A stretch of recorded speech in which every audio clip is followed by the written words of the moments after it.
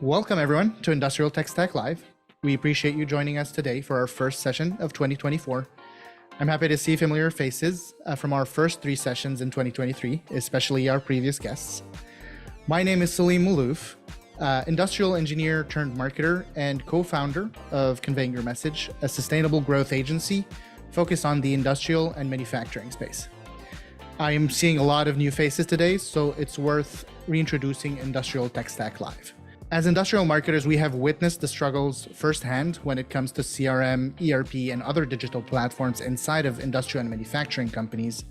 We've also noticed that these challenges are not isolated and are widespread across the industrial and manufacturing space. We decided to create a space for industry colleagues to discuss and work together to solve these challenges that are holding our companies back. As you can see, this is not a webinar, so don't think of me as your host, but as the moderator for this conversation. This is an open floor for discussion, so I encourage you to come on stage and ask your questions or simply share your wins and losses when it comes to your own tech stacks. Scott, thank you for agreeing to be our guest in this conversation. Yeah, thank you so much for having me. I'm sure many here are familiar with your work, Scott, but for those who aren't, can you please tell us a bit about yourself and your work both at Chief Martech and at HubSpot?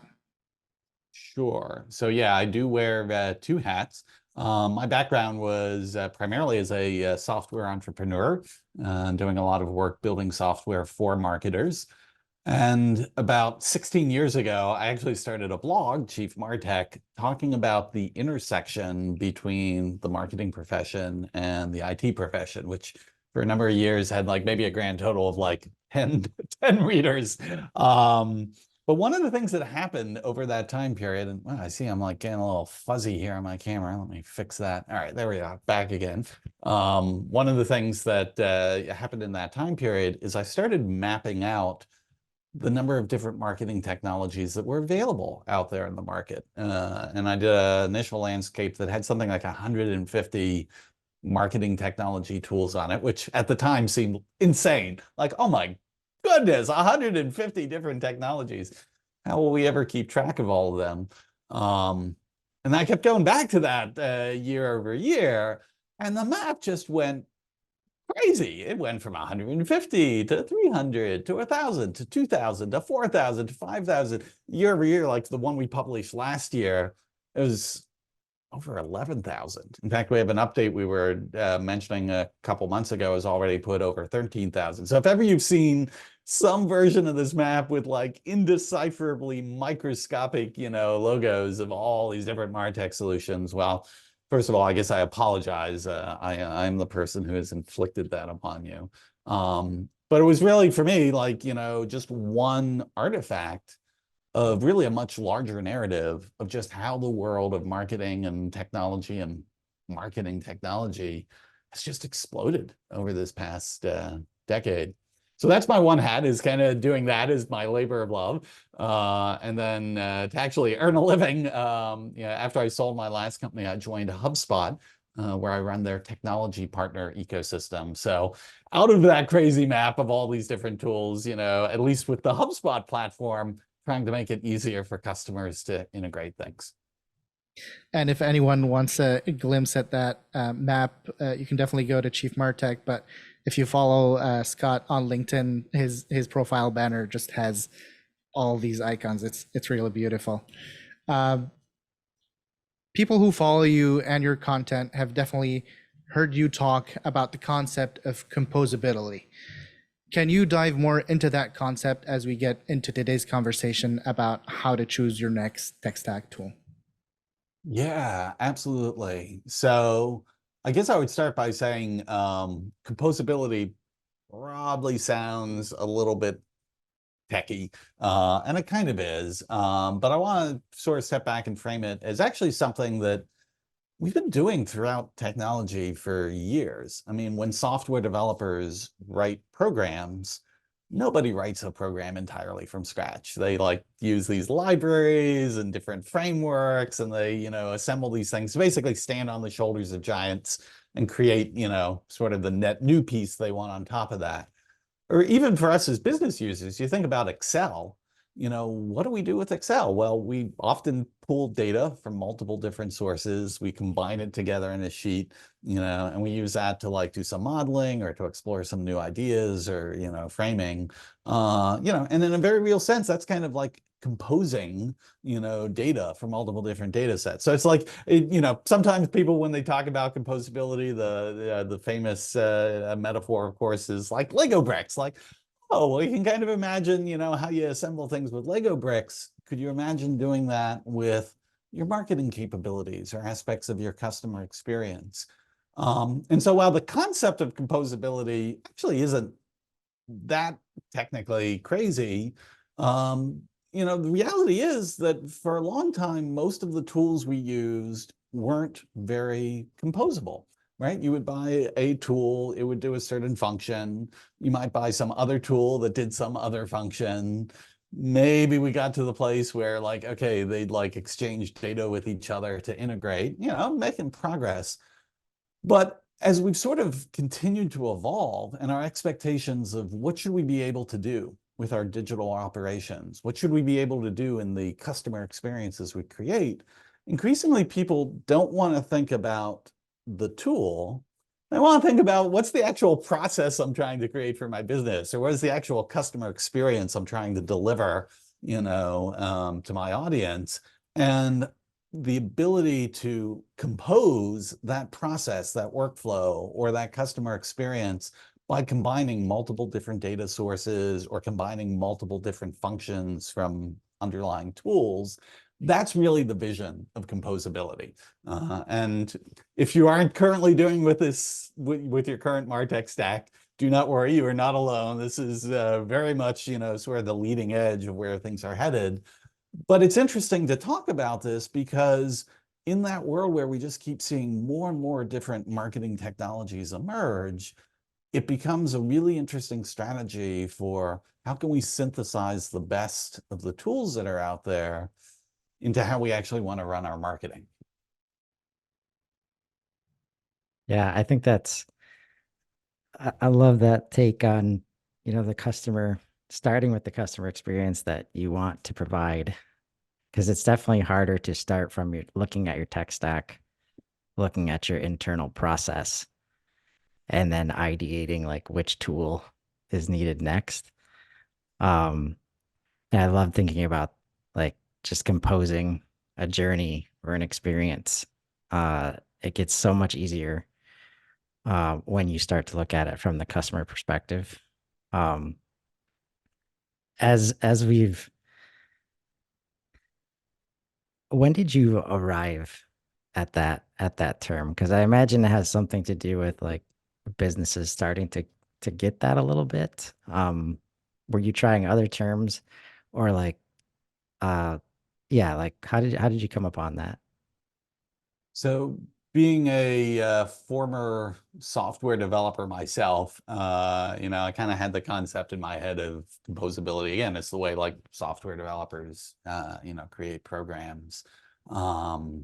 So I think where it sort of the light bulb went off for me again in this context of marketing and, your MarTech stack is even many years ago. I'm not sure how many of you are familiar with a tool called Zapier.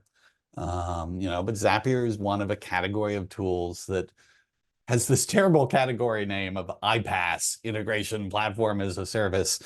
What a mouthful. But the idea is actually really simple. It's like, hey, listen, if I've got multiple products, and those products have APIs, I can use a tool like Zapier to basically create a workflow that says, oh, well, this thing happens over here on my website. I want to take that data and then I want to send that over here, maybe to my marketing automation tool or my CRM. And maybe depending on like what I see in that data, maybe I want to like alert someone. It's just, it's almost kind of like a programming language in like a really high level way. But when you think about what people are doing with a Zapier like that, they're essentially composing a workflow or a business process at a level that rises above the individual tools. And I think now you see the word composable has become a little bit of a buzzword in the MarTech industry. So now people talk about, like with customer data platforms, they talk about composable CDPs, or in the CMS digital experience platform, DXP space, people talk about composable DXP. And it's this very like, fancy language, but really, what does it mean? It's like, oh, well, a composable CDP. At its heart, it means like, hey, I want to be able to get data from multiple different places to be able to pull it together in these customer profiles. Or for like a composable DXP, what am I really trying to do? Well, I'm trying to create like web or mobile experiences that might pull data or services from multiple things together. And so, yeah, again, fancy language, but yeah, the concept is hopefully something that kind of just feels a little bit more intuitive. Diving into what you're describing as fancy language, you said CDP multiple times, which is Sorry. customer data platform. Can you explain a bit what that entails and what does that look like for smaller companies who don't really have an extensive tech stack, and for bigger companies that have a giant tech stack that is fully integrated? What does that landscape look like? Yeah, it's a great question, and in some ways a tricky one to answer because, all right, the original idea of a customer data platform, and the guy who coined the term is a great analyst by the name of David Robb. And it was years ago, it might even be a decade now, coined this term of like, could marketers have a database that they owned? IT doesn't own it, they own it, and they could take data from pretty much any sources across their business that they wanted, bring it into their database and manipulate it the way they wanted to, like, oh, I want to find a particular audience, or, I want to, organize a particular program. Let me do this analysis, on a cohort, of customers. Because at the time, again, like a lot of the tools that were out there were great tools, but they didn't let you manipulate the data, in sort of its raw form. And, kind of marketers, going back to Excel, we might not be data engineers, but we do kind of like to be able to play with data and manipulate it into the form we wanted. And so that was kind of the essence of what a CDP was.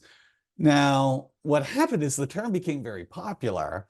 And so, oh my goodness, almost every other MarTech company, it seems, says like, oh, well, we're a CDP because we have customer data in here and we're a platform. And then people talked about, oh, well, no, it's in an embedded CDP, or it's a, activation CDP. And it got really confusing. My advice almost always to people who are thinking about CDPs at this point is to almost forget the term and just sort of look like, okay, what is the data that you are trying to organize in your marketing programs? Do you currently have that data connected? Is there sort of one system of record, that you're using as the hub, no pun intended, around which, that data is orchestrated? If the answer is no, okay, then yeah, you probably do want to think about some sort of system that can do that. And whether it's labeled as a CDP or a CRM or, other terms here, it's sort of less important what the label is, in my opinion, and more of like, okay, how does it actually function? And I think you do have cases where people might have multiple tools in their stack. Like maybe they're using one tool for email. Maybe they've got some other tool that's associated for their contact center. Maybe there's some other set of tools about how they, manage people, creating accounts on the website or whatnot. And if that data is isolated in these like different little silos, then again, whether you're buying a quote unquote CDP or something else, I think you really probably do want to think about like, oh, how do I bring these different data sets together so that I start to get like one shared common view of my prospects and customers across all of these different touch points and channels, and that's kind of where the concept of a CDP, I think, is very relevant. John Joyce has a question that is kind of a sore spot for a lot of industrials. John, would you like to ask your question live? Yeah, sure. I was just wondering, like, how you see the evolution of ownership of the tech stack in different industrial or even non-industrial companies. We have lots of different size industrial companies, and different size companies have radically different ways of achieving, tech stack. So I don't know. I just thought maybe could you speak to that, how you see that ownership evolving, or if there is a good like best practices, or for smaller companies that are in the process of growing, what they should be shooting for, any of that kind of stuff. Yeah, it's a great question. I'll confess I do not have a large sample size in my head specifically of industrial manufacturers, but if I can generalize, yeah, talking to a lot of different marketers in a lot of different industries, I'll give you the generalization of it, and then I'll humbly suggest where I think, yeah, your mileage may vary, like, and here's why you might have an exception to how you think of it.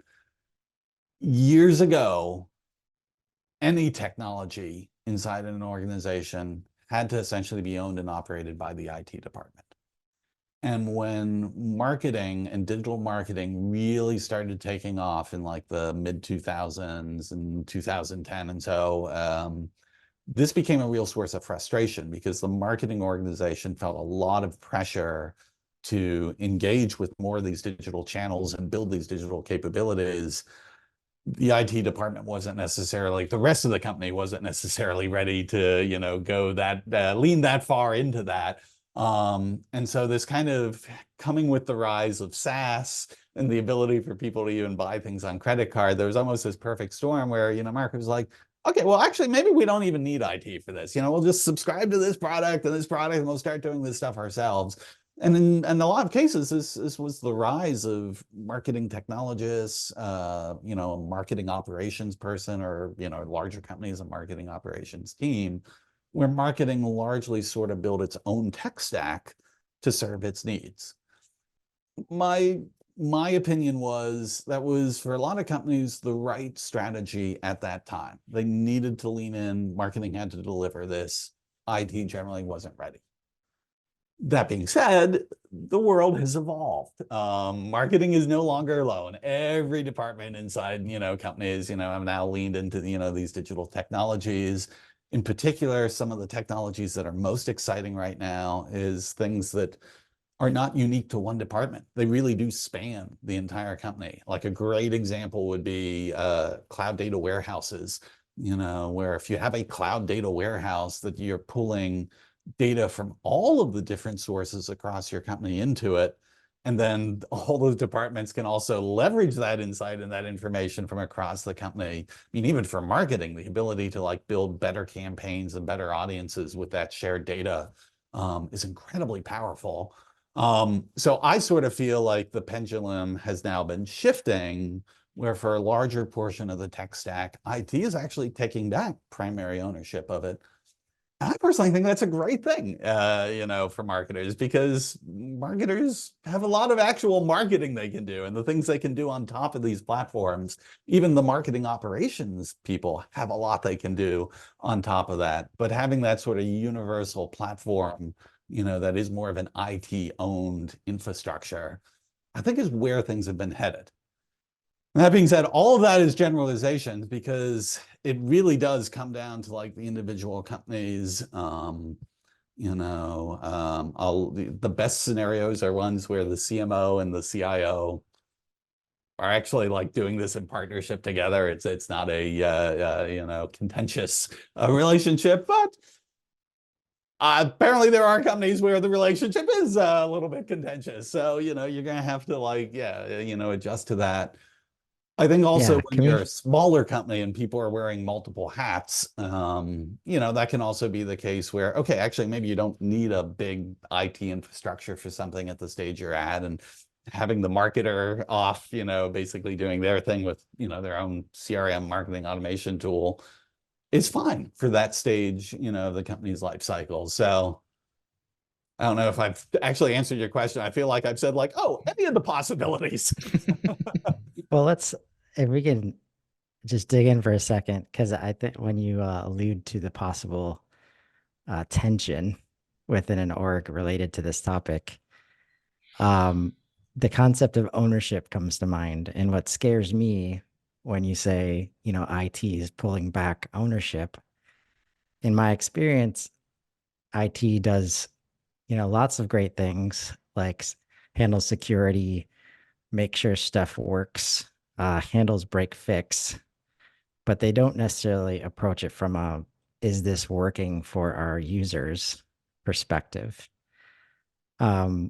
Is how do, when you, as you talk about ownership there, how have you seen successful, companies think about this ownership aspect?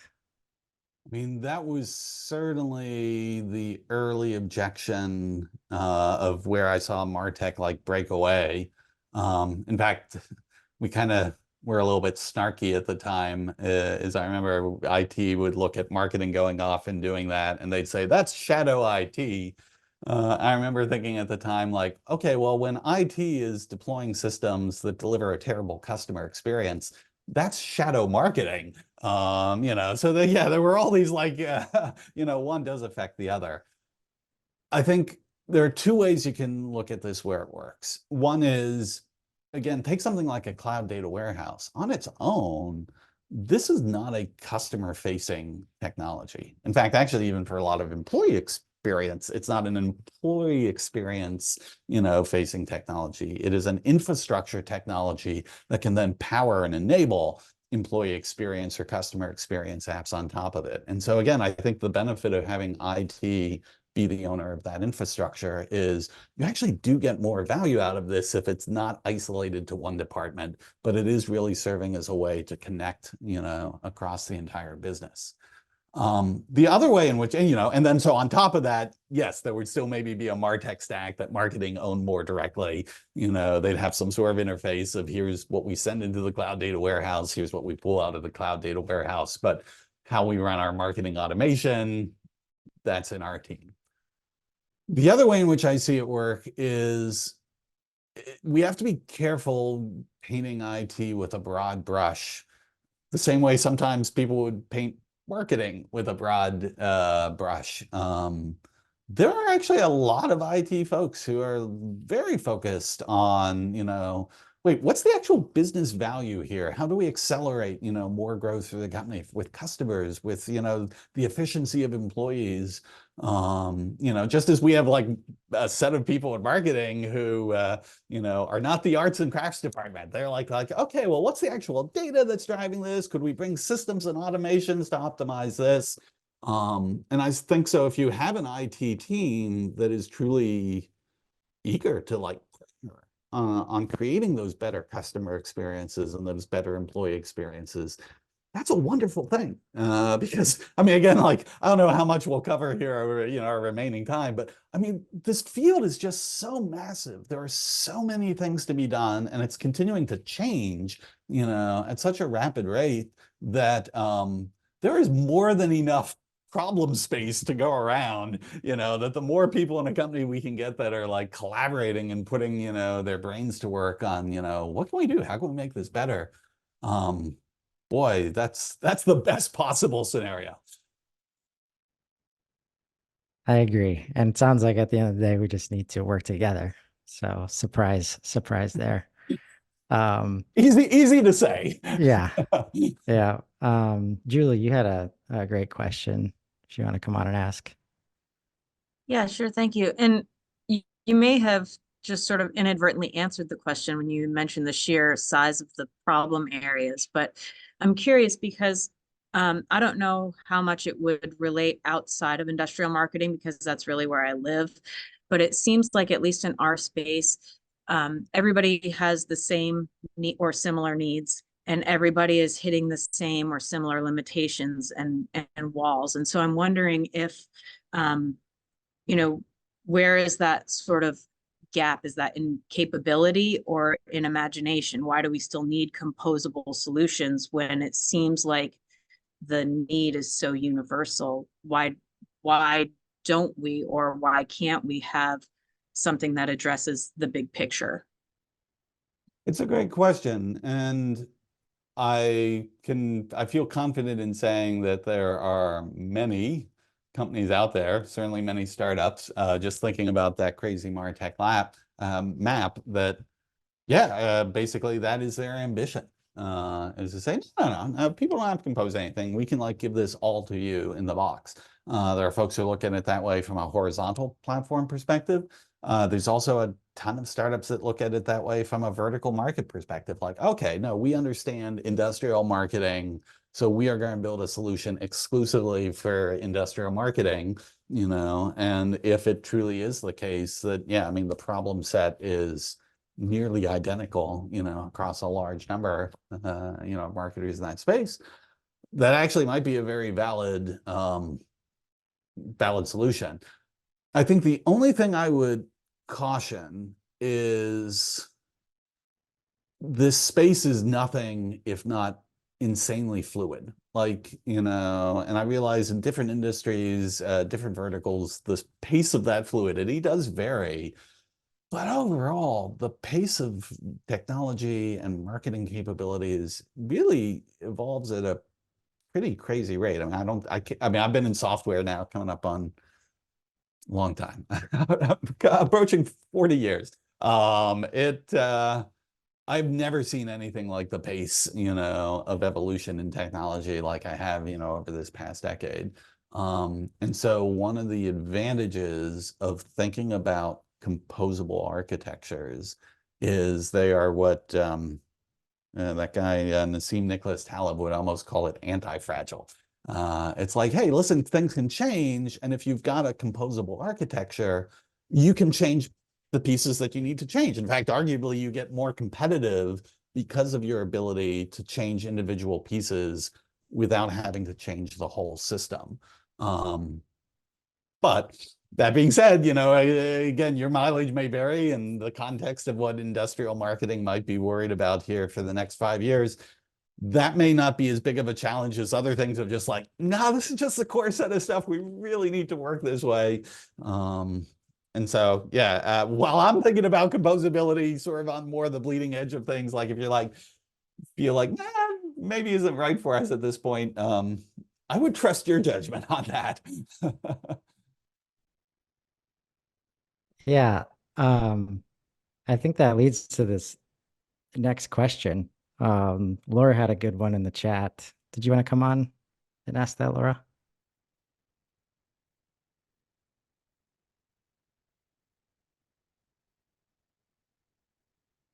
Like, we can't hear you if you're trying to ask it. I saw you unmute.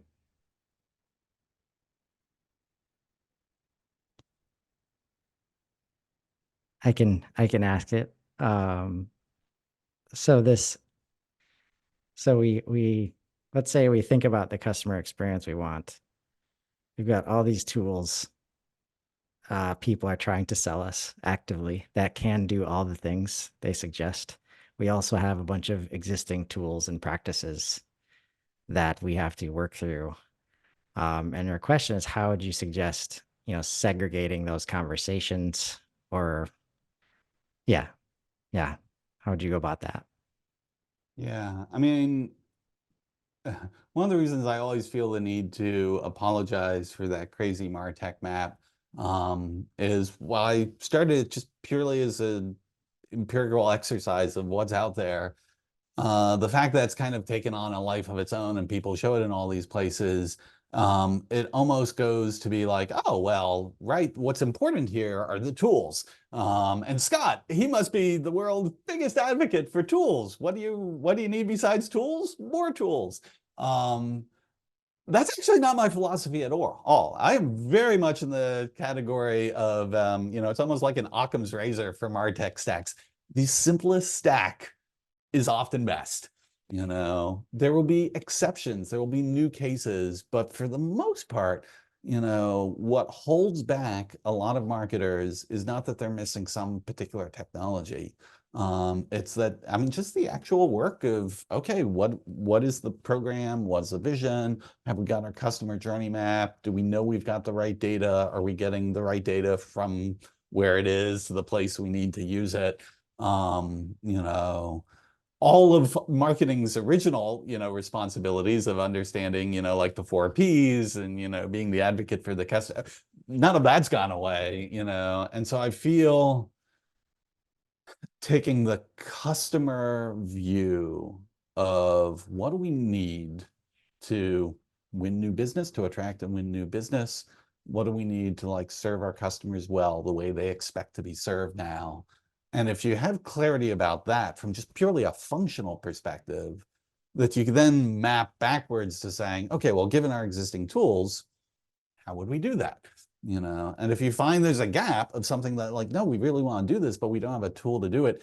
It's like you go looking for the tool with the use case you have in mind, rather than, I mean, again, all due respect to MarTech vendors. And I mean, I work for a MarTech vendor, having tools come to you, and then you have to figure out, well, that sounds like a cool tool. What would be the use cases for it? That's the backwards way to do it. Start with the use case, and then only seek tools if you need something different. That's a good point. But vendors still don't let us off the hook when we think we've figured it out, right? And a good example for me, and what I see as the most common challenge, is like if you could share how people should approach a vendor, let's just say hypothetically an ERP platform that suggests they have CRM or any of these systems that have kind of built out the need for contact data management, because everything relates to your customers and you got to start to attach stuff. But that is a specific challenge that we've seen, because it can be very attractive to not bring in a new system, attach something to the old system. And if the current vendor says they have something, why do we need to question it? So I'm not saying that we should just deny it on face value, but what kind of questions can we ask ourselves of a vendor when they say they have this other category that, maybe they weren't designed for it in the first place? Yeah, no, I'm happy to talk about that with, again, like the obvious disclaimer that since I'm employed by a CRM platform, you can assume my perspective on, should I use my ERP as my CRM platform or a CRM platform?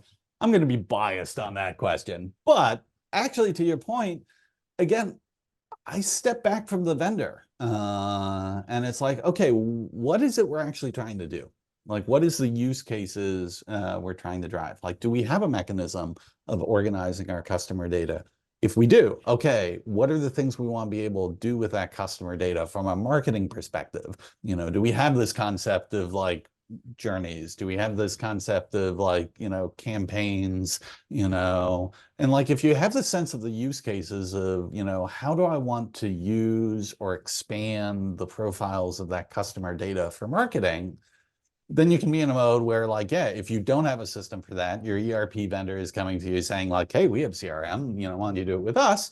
Then like evaluate them up against the things you want to do. And, again, as much as I would, as a CRM vendor associated person, would love to see you buy, a separate CRM. I mean, if it does what you need it to do, again, it kind of goes back to that Occam's razor, fewer tools is best. I think the thing to, there's sort of a related question to this though, and this goes back to what we were talking, on the previous question about change. One of the challenges I think one of the things I just recommend people look at when they're evaluating vendors is, first of all, start with your existing use cases. That's the Occam's razor. If you're going to have a second level at which you want to evaluate bringing in a potential vendor or expanding an existing vendor, look at the question of, how am I going to deal with change with this solution? And I'll be honest, cards on the table, the more closed a platform is, the more concerned I would be that I would have challenges if things change or I want to like swap out different pieces or bring in something new. Will I be able to do it? The more open that vendor's, platform or product is. And you can evaluate their openness by things like integration ecosystems, like what are the set of tools that integrate with them. If an ERP vendor says, hey, we've got a great CRM platform, okay, great, what is the range of other marketing and sales tools that integrate out of the box with your platform? If they say, well, there's 5, versus like, yeah, if you look at something like HubSpot is one, but I mean, hey, Salesforce, Marketo, Microsoft Dynamics, where there's like literally hundreds and hundreds of integrations around the, sales and marketing and customer service function. And you're like, okay, well, yeah, even if this does my use cases in the short term, does it give me enough optionality for how things might change? So that's kind of the secondary level at it, but I don't know, does that sufficiently answer the question without tipping too much of my own personal bias on this as well?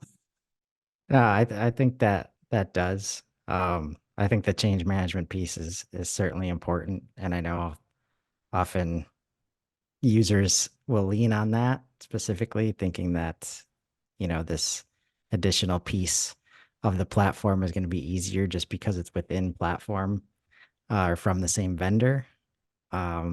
Just be sure to ask the questions, like just because it's under the same umbrella doesn't mean it's going to work the same way that you're used to. So just at least ask the question of, is this going to work the way that I expect it to work? And kind of put it through the same kind of ringer that you would if it was a brand new tool. Is that fair? Yeah, I think that's a great way to look at it. I mean, again, and there's all these dimensions to it. It's like, well, cover the use cases I want. What's the, openness, for my optionality, moving forward? What's the cost structure? I mean, all these things, it's a trade-off. And again, this is also something where, again, it would be wonderful to have a crystal ball and be able to say like, okay, here's where we are today. Here's where we know we're going to want to be 5 years from now or 10 years from now. We know that just isn't the case. So while you want to give yourself optionality, I think at the end of the day, the top decision thing is like, okay, for my use cases, things I actually need to deliver here over the next year in order to like keep my job. Like, let's just make sure we're like solving first and foremost for those use cases. And then everything else above and beyond that is, yeah, nice to have. Yes. Please understand your current state first. That's always helpful. When looking at that current state, I think a lot of the challenges in the space, and it speaks a little bit to what Julie was talking about, is the kind of support that teams are used to, and kind of why, a lot of teams don't like their tech stack, to put it lightly, is support can leave a lot to the imagination. Do you have any guidance on how you can effectively, vet out what support could look like, should look like, what kind of support is reasonable to expect, as we're looking at new tools? Oh man, I'm so glad you asked this question because yeah, here I am. I'm talking about like optionality and like, hey, how open is it? And skipping right past, yeah, like, okay, actually, is this a great company to be a customer of? What is the support experience like? That is a really great question. I think there's a few ways you can look at this. So one is there actually are like sites now that are dedicated to SaaS ratings and reviews. Probably the largest is a company called G2, G2.com, but there's a bunch of others from Gartner and whatnot. And you have to take all those things with a grain of salt too, but it has become like sort of this, center exchange, where people are writing reviews, not just giving like, ratings, but also a number of folks like writing up reviews, what they like, what they not like. I think word of mouth continues to be an enormously powerful defense mechanism for a marketer, and something that every marketing vendor should be really paying attention to and how they treat their customers, is like if you can reach out to peers of yours who have had an experience with that vendor and ask them what they think. I mean, I sort of assume if the vendor gives you reference customers to talk to, I mean, it's not bad, but we're going to make the assumption that, those have been vetted very carefully, by the vendor. I think if you can have, some customer references that are, unvetted by the vendor, oh, that's freaking golden. And then the other thing to keep in mind, this isn't the case for all software, but there is now a lot of software, particularly in marketing, that has a freemium, pricing structure to it. There's still some variations of that are almost more free trial, but I like the freemium approach better, because you actually get to try the software, see what it's like, and then also if you have questions, in the freemium products, you don't necessarily always have, like a live person who's going to walk you through it on the phone. But then you can even start with well, what actually is their self-service support resources and how good are they? You can go into the customer forums, almost all of these companies, have active, customer communities. Go in there, see what people are saying. Are they happy? Where are the complaints? Are the complaints about do amazing things they want, or the complaints about could somebody please help me solve this problem that has been causing me pain and heartache for the past 9 months, and so investing that time in being able to get a real world perspective on what support is like with that vendor. Good shout out. I agree that should be a key evaluation criteria. Jumping off of that, when we're looking at our current tech stacks and trying to figure out what are the missing pieces, what is your advice on choosing the right core piece to build around from a disparate tech stack if we don't know which one is the core piece? Yeah, I mean, there aren't that many nominees for core pieces. I think in the marketing space, probably this concept of a CRM or a CDP. And again, there's kind of a blending of how those terms are used in the market. Basically, what is going to be my system of record for the customer data and how I'm going to manipulate that customer data or extend it or work with it in marketing. You need a tool for that. The other two things that pretty much every marketing organization needs now is I need something for at the very least managing this combination of campaign, emails, maybe I'm doing some media. This is classically what the term marketing automation platform, would be for. If you're not doing other media, if you're not doing, customer journeys, if you're not doing a bunch of automation, if really all you want to do is just send out some emails, you can probably just buy an email platform. But, all right, so we have CRM, CDP, sort of marketing automation platform. And then the third piece is, everyone has a web presence, so whether it's a CMS, or a more fancy DXP as, they call them now. Those are typically, I mean, it's probably not for industrial marketing, but in other places, sometimes they're using a, e-commerce platform instead of a CMS or a DXP. Those are kind of the three core pieces. And there are definitely companies that bundle those things together into one platform. I know there's a variety of also vertical, solutions that are trying to bundle those things together. So do you get them all from one vendor? Or do you get them from multiple vendors? This is where you kind of have to go into some evaluation of just what it is you're looking for and what they each provide. But, those are the three tentpoles as I see them in marketing. John has a great question to I was just curious about this because I talk to a lot of industrial marketers. I know you talk to different people. You're not just talking to industrial marketers, and a lot of us are from the industrial space. But I literally just talked a little bit about integrating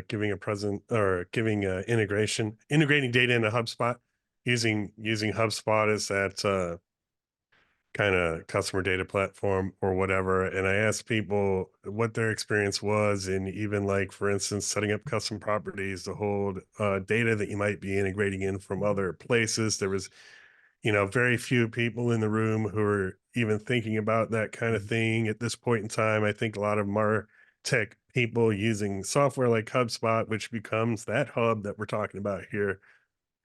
They're not even like, I don't think most people have the skill set to even think about how are we going to plug all these, how are we going to build this composable solution that takes like data from our ERP, data from our logistics system, data from our CAD download system, data from two other systems, data from our website, e-commerce data, whatever it is, and then merges it into something that we can act on in HubSpot. And how can we architect essentially like a composable solution with, even if we can say, here's a roadmap, HubSpot's at the center, we're going to jack things into properties and custom objects in HubSpot, and we're going to use integrations. I think there's so many people for whom that's like way above their pay grade to even start thinking about how do we put that together. So the question I'm trying to get to here is really like, how do you see that actually happening in the world out there at large? Like, what are people doing? Like, is the solution like, okay, you need to go get training, or you need to hire somebody who understands architecting these kind of systems, or you need to bring in a bunch of outside consultants, or like, I think people know they want to get from A to B. They had kind of have no idea how to get from A to B, though. In my personal experience, there's not a lot of people. And that's why we have this tech stack combo even going. Everybody has the problems. Nobody has the answers. So in a nutshell, the question is, how do you see this answer happening in the real world, or this question getting answered by real people? Yes, emphasis on the word real.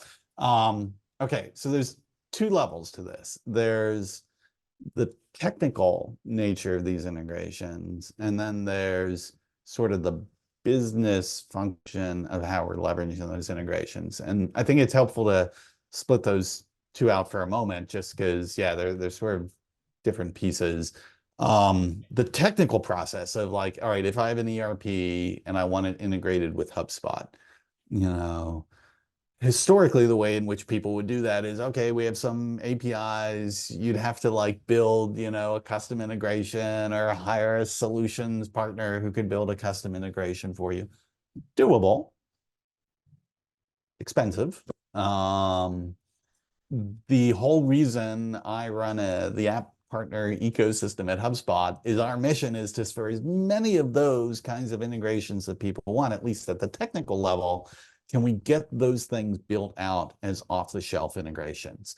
Can we get it to a place where, okay, the ERP system, that you use, that you want to integrate into HubSpot, can we have an off-the-shelf integration that, from the perspective of the plumbing, actually getting all the right things connected and getting the right data to you, that we can do that largely out of the box? We're making progress on that. I'll be the first to say I feel like the ERP category is one of the categories where we have a long way to go still. I think once you get the technical portion of that integration in place, like, all right, the plumbing is actually connected, though, it is also fair to say, like, okay, in many ways, it's kind of ultimately the easiest part. Like, that ultimately isn't rocket science. Like, we should be able to, integration teams at HubSpot and integration teams at the ERP provider, we should be able to connect the plumbing. The more challenging thing is like, okay, how do I want to like organize that data, leverage that data? How am I going to like, sort of build marketing programs or campaigns around that?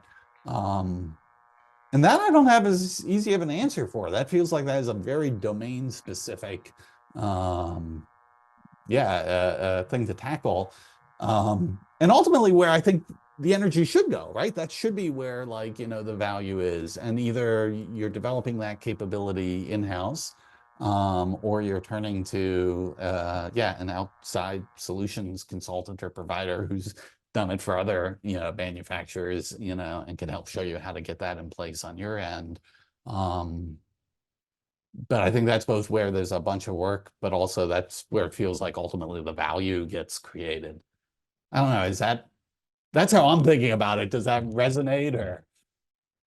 Yeah, I think it resonates. I just know when I talk to people, there's just a lot of like deer in the headlights, kind of don't even know where to start on trying to go beyond, for instance, just a basic HubSpot, or even choosing things that integrate with HubSpot or whatever it is. It doesn't have to be HubSpot. It commonly is. I mean, we're all in MarTech. But like I just feel like there's a lot of, I guess, fear and unknown. And because it is so technical, and even answering those technical questions, or both of those sets of questions, the business process, what's possible, and the technical, how's it going to get done, they kind of require knowledge of each other uh, simultaneously, because there's this kind of, well, this is what we'd like to do, but is it even possible? There's a, like, you kind of have to answer both questions at the same time.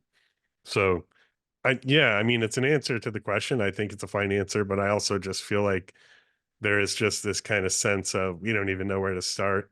Like your map has 13,000 items on it. How do you even begin evaluating, one that's on there? Don't Yeah, start right. with the map. Don't No, I start with the know. map. Rip know, up the I know, map, I know, I please. I know.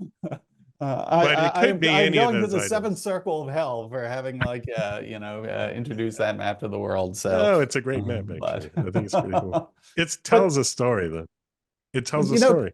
to your point though, like, I mean, in my ideal world, where this would end up, because one of the things HubSpot, like the reason HubSpot grew is largely due, in my opinion, to its academy. And it really leaned into like all these resources to teach a whole generation of marketers about new kinds of digital marketing, and how to do it. And it wasn't even about how do you do it in HubSpot. It was like, just how do you do it?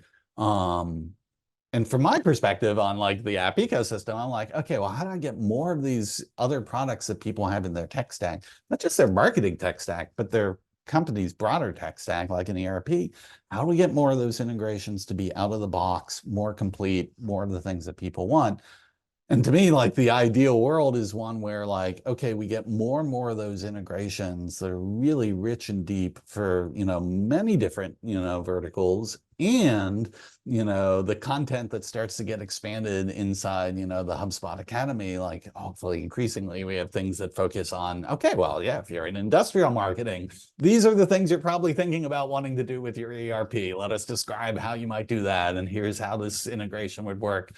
I mean, we should be able to get there. Again, I still always think there's going to be the edge of, where different businesses are going to have different things they need that are specific to them. But, I think it was Julie's question earlier, it's just like, actually, no, there's a big chunk of this that is common, across a particular segment like this. And yeah, should we be able to get better at, both from a tech level and an education level, being able to address those? Yes. Yeah. Yeah, and I think it's common on both sides because the customers are the same. Like they're human beings.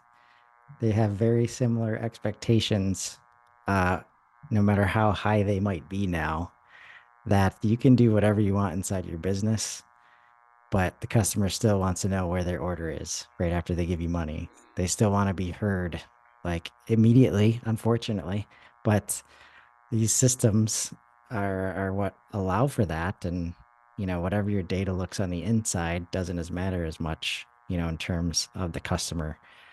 And I think you guys are right. Like we should be able to get here. That's what's been frustrating for us on the inside, and that's why we're here. So Scott, maybe we can, have you back on at the end of the year and show you how much progress we've made over here. That would be fun. Progress for you, and hopefully progress on our end too. So, well, Yeah. Yep. Progress all around. Progress over perfection. Well, this has been super awesome. So, Scott, a lot of the industrial space is filled with one-person marketing teams. When faced with the question of how to vet their next tech stack tool, what is the one takeaway you would like them to take from this conversation? come with a very clear use case in mind. Or actually, yeah, depending on the scope of the call, come with very clear use cases, plural, in mind. That makes a lot of sense. So thank you to everyone who joined the conversation today. And a bigger thank you to you, Scott, for being a guest on today's session. I know it's going to be a tough act to follow. Everyone, keep your eyes peeled for our upcoming session on February 20th, discussing business intelligence tools and reporting. We'll be sharing more details about our guest in the upcoming days, so make sure to follow Chris, Carolyn, and myself on LinkedIn. And anyone who registered will be receiving an email with a recording of this session.